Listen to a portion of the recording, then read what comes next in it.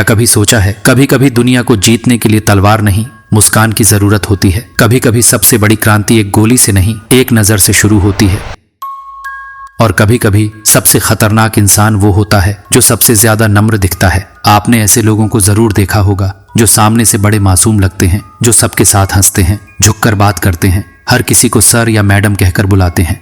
आप उन्हें हल्के में लेते हैं, लेकिन फिर एक दिन आपको पता चलता है वो वही इंसान है जिसने सबको पीछे छोड़ दिया। क्या ये जादू है? क्या ये किस्मत है? नहीं, ये है आकर्षण, चार्म।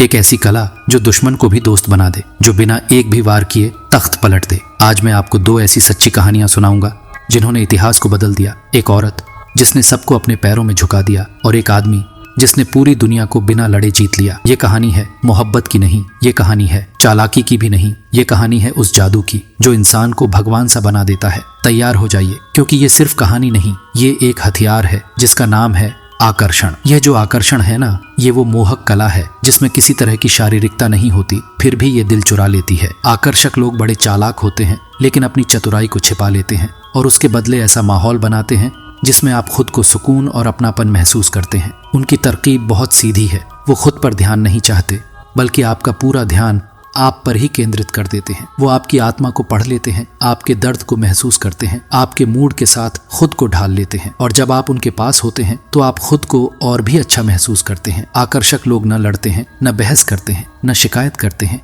और न ही पीछा करते हैं। अब बताइए, इससे ज्यादा मोहक और क्या हो सकता है? वो आपको इतना लाड प्यार देते हैं कि आप धीरे धीरे उन पर निर्भर हो जाते हैं, और फिर वहीं से उनकी ताकत बढ़ती जाती है। इसी पर्सनालिटी को कहा जाता है द चार्मर। अगर आप भी ये जादू चलाना चाहते हैं तो लोगों की सबसे बड़ी कमजोरी को निशाना बनाइए, उनका घमंड और आत्मसम्मान। बस यही दो बिंदु हैं जिन पर असर डालकर आप किसी के भी दिल में अपनी जगह बना सकते हैं, चाहे वो दुनिया का सबसे सख्त इंसान क्यों ना हो। अगर आपने उसके अंदर की अहमियत को महसूस करवा दिया तो समझिए आप उसका दिल जीत चुके हैं। तो चलिए चलते हैं लूसीफर की अनोखी दुनिया में।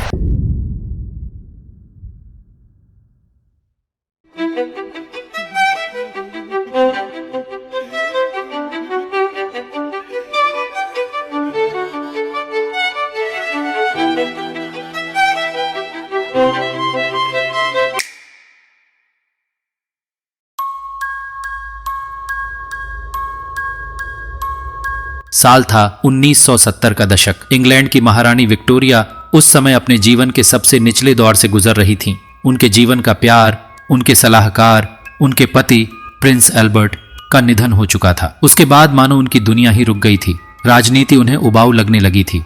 वो खुद को अनुभवहीन समझने लगी, और शायद थीं भी, क्योंकि अब तक उन्होंने हर बड़ा फैसला एल्बर्ट की सलाह से ही लिया था। धीरे धीरे उन्होंने खुद को लोगों की नजरों से दूर कर लिया, और जब शासक ही छुपने लगे तो राजशाही की चमक भी फीकी पड़ने लगती है। ठीक वही हुआ। जनता से दूरी बढ़ी तो ताज की ताकत भी घटने लगी। तभी इतिहास ने एक और मोड़ लिया। साल 1874 में कंजर्वेटिव पार्टी सत्ता में आई, और उसके नेता 70 साल के बेंजामिन डिज़रेली ब्रिटेन के नए प्रधानमंत्री बने। और यहीं से शुरू होती है एक अनोखी दोस्ती की दास्तान। एक ठंडी संकोची रानी और एक रंगीन मिजाज शोख बिंदास नेता के बीच। डिज़रेली के बारे में सोचिए, एक यहूदी परिवार से आने वाले, सांवले रंग के, अंग्रेजों के आदर्श से बिल्कुल अलग, जवानी में एकदम स्टाइलिश, फ्लैम्बॉयंट कपड़े, प्रेम कहानियां लिखने वाले उपन्यासकार, बिल्कुल फिल्मी किरदार जैसे। और फिर रानी विक्टोरिया, सीधी सादी, औपचारिक, एकदम सख्त। डिज़रेली को सलाह दी गई, रानी से मिलने जा रहे हो, जरा सादगी से मिलो, अपनी चटक मटक छवि को दबा लो।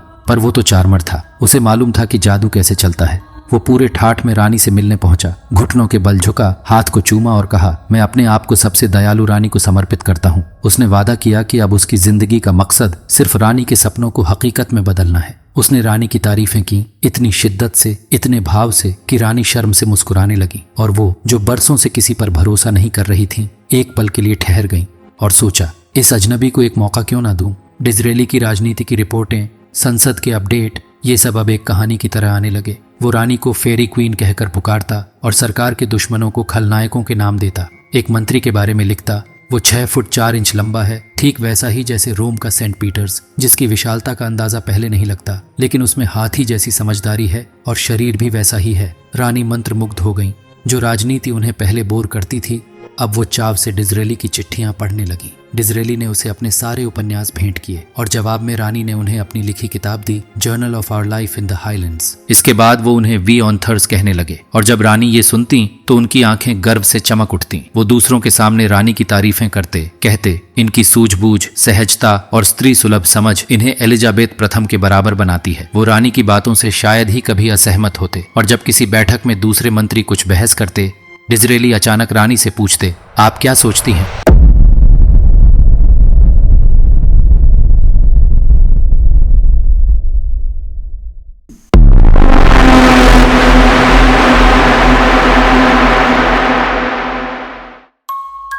1875 में जब डिज़रेली ने चालाकी से मिस्र से सुएज नहर खरीदी तो उन्होंने ये कारनामा भी इस तरह पेश किया मानो ये रानी का ही सपना था जिसे उन्होंने सच कर दिखाया हो। रानी को समझ नहीं आया कि ये सब कैसे हुआ, पर उनका आत्मविश्वास फिर से लौट आया था। और ये होता है असली चार्म, किसी के भीतर का उजाला वापस जगा देना, बिना जोर, बिना बहस, सिर्फ इंसानियत, समझदारी और मोहक अंदाज से। डिज़रेली ने रानी को उनकी खोई हुई पहचान लौटा दी और बदले में खुद इतिहास में अमर हो गया। चाहे रिश्ते हों या राजनीति, जिसे जादू चलाना आता है वो ताज को भी अपने इशारों पर नचा सकता है। एक दिन रानी विक्टोरिया ने अपने प्रधानमंत्री को फूल भेजे, एक सामान्य सी दरियादिली, एक शाही इशारा, पर जवाब में जो डिज़रेली ने किया वो किसी आम इंसान को शायद अपमानजनक भी लग सकता था। उन्होंने बदले में भेजे प्रिमरोज, एक बेहद आम सीधा साधा फूल, लेकिन फूल के साथ आई एक चिट्ठी। सभी फूलों में जो सबसे लंबी उम्र तक अपनी सुंदरता बरकरार रखता है वो है प्रिमरोज। ये कोई साधारण तोहफा नहीं था, ये था एक संदेश में लिपटा जादू। प्रिमरोज की सादगी रानी की छवि का प्रतीक बन गई। एक आम फूल, लेकिन उसमें बसी थी रॉयल भावनाओं की गहराई। धीरे धीरे डिज़रेली ने विक्टोरिया को एक फैंटेसी की दुनिया में लपेट लिया, जहां हर बात एक रूपक थी, हर चीज का एक भावनात्मक मतलब था। अब प्रिमरोज उनके लिए सिर्फ फूल नहीं था, वो था डिज़रेली का प्यार, इशारा और उनका बंधन। रानी अब उस प्रिमरोज को अपना पसंदीदा फूल मानने लगी। डिज़रेली के हर काम को अब रानी की मंजूरी मिलने लगी। वो उन्हें अपने सामने बैठने की इजाज़त देने लगी, एक ऐसा सम्मान जो शायद ही किसी मंत्री को मिला हो। वो एक दूसरे को हर साल वैलेंटाइंस कार्ड भेजने लगे। रानी पूछती, डिज़रेली ने उस पार्टी में क्या कहा? और जब उन्होंने जर्मनी की किसी दूसरी लड़की एम्प्रेस ऑगस्टा से थोड़ी ज्यादा बात कर ली, रानी को जलन होने लगी। दरबारियों को यकीन नहीं हुआ ये वही सख्त, ठंडी, औपचारिक रानी है। नहीं, अब वो किसी मोहब्बत में डूबी लड़की सी बर्ताव कर रही थी। 1976 में डिज़रेली ने संसद से एक बिल पास करवाया जिसके तहत रानी विक्टोरिया को क्वीन एम्प्रेस घोषित किया गया। ये सुनते ही रानी खुशी से झूम उठी। कृतज्ञता और शायद प्यार में डूबकर रानी ने डिज़रेली को इंग्लैंड के कुलीन वर्ग में शामिल कर दिया। अब वे बन चुके थे अर्ल ऑफ बीकन्सफील्ड। डिज़रेली जानते थे दिखावा धोखा दे सकता है। उन्हें लोग हमेशा उनके कपड़ों और चेहरे से आंकते थे, इसलिए वो खुद कभी किसी को उसके बाहरी रूप से नहीं परखते थे। रानी के उस कठोर चेहरे के पीछे उन्होंने देखा था एक ऐसी औरत को जो चाहती थी कोई उसे एक औरत की तरह देखे, सराहे और समझे। उन्होंने रानी के अंदर दो चीजों को जगाया, उसका आत्मविश्वास और उसका नारीत्व। एक अंग्रेज राजकुमारी ने एक बार कहा था, जब मैं मिस्टर ग्लैडस्टोन के साथ डिनर से उठती थी तो लगता था वो इंग्लैंड के सबसे बुद्धिमान आदमी है, पर जब डिज़रेली के साथ उठती थी तो लगता था मैं खुद इंग्लैंड की सबसे बुद्धिमान औरत हूँ। यही था डिज़रेली का जादू, ना तो जोर जबरदस्ती, ना कोई खुली फ्लर्टिंग, बस एक सुकून भरी हल्की सी गर्माहट जो धीरे धीरे दिल तक पहुंचती थी। उन्होंने रानी को महसूस करवाया कि वो एक खूबसूरत स्त्री भी है और एक प्रतिभाशाली साम्राज्य भी। और जब कोई स्त्री ऐसा महसूस करती है तो फिर ना वो इनकार कर सकती है ना इनकार सुन सकती है, क्योंकि असली चार्म वो होता है जो दिल को छू जाए बिना शोर किए, बस धीरे धीरे, जैसे किसी गुलाब की खुशबू।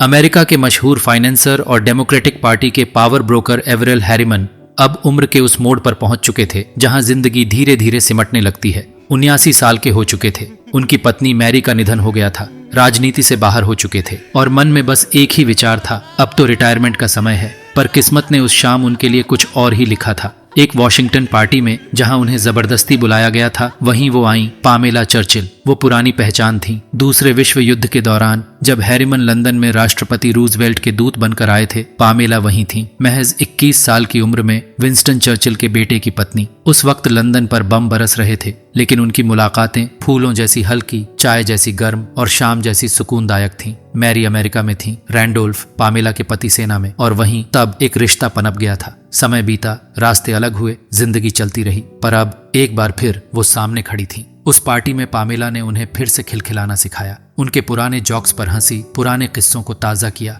वो समय लौट आया जब वो खुद को महसूस करते थे एक चार्मिंग लीडर। कुछ ही दिनों बाद वो हैरिमन के घर मिलने आई। घर सादा था, जीवन एकदम बेस्वाद। हैरिमन ने कभी फिजूल खर्च नहीं किया था, शादीशुदा जीवन बेहद सादा बीता था। पामेला ने कोई टिप्पणी नहीं की, बस उन्हें अपने घर आमंत्रित किया। और जब हैरिमन वहां पहुंचे, घर फूलों से सजा था। बेडशीट्स पर खूबसूरत लिनेन, डाइनिंग टेबल पर उनके मनपसंद खाने, हर कोने में थी जिंदगी की एक महक। हैरिमन को सब पता था, पामेला के अफेयर्स, उनका ग्लैमर, यूरोप के अमीर प्लेबॉयज के साथ बिताए साल, पर फिर भी उसके साथ होना उन्हें फिर से जीवित महसूस करा रहा था। और सिर्फ 8 हफ्ते बाद उन्होंने पामेला से शादी कर ली। ये थी चार्म की असली ताकत। कोई जोर जबरदस्ती नहीं, कोई बहस नहीं, बस धीरे धीरे मन की खाली जगहों को भर देना। पामेला ने कुछ नया नहीं किया, सिर्फ वो दिया जो सालों से हैरिमन को कोई नहीं दे पाया था, ध्यान, अपनापन, जीवन। क्योंकि असली चार्म ये नहीं होता कि तुम कितने आकर्षक हो, बल्कि ये होता है तुम किसी को उनके पुराने टूटे हिस्सों में फिर से भरोसा दिला सको। एवरेल हैरिमन अब पामेला के साथ एक नई जिंदगी जी रहे थे,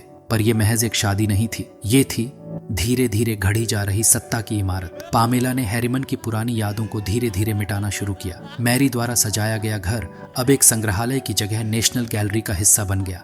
बेटे विंस्टन के लिए ट्रस्ट फंड, नए घर, नए रंग, नई रौनक, और हैरिमन वो खुद को फिर से जवान महसूस कर रहे थे।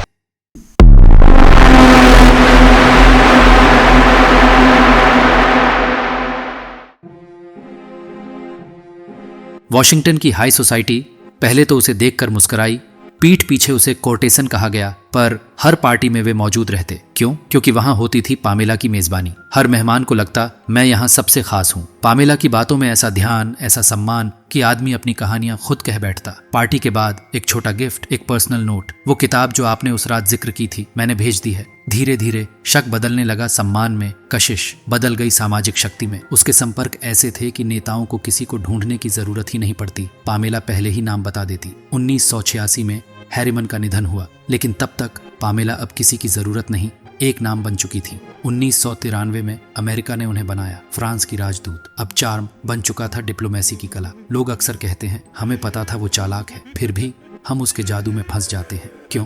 क्योंकि जब दुनिया खुद में गुम है तो कोई ऐसा जो सिर्फ हमें देखे, हमारी बात सुने, हमारा नायक बना दे, वो बन जाता है हमारी सबसे बड़ी कमजोरी। पामेला ने यही किया, न कभी खुद को सामने रखा, न कभी खुले रूप में मांगा, बस सामने वाले को ये एहसास दिलाया तुम महत्वपूर्ण हो, तुम खास हो। और यही होता है चार्म का असली जादू।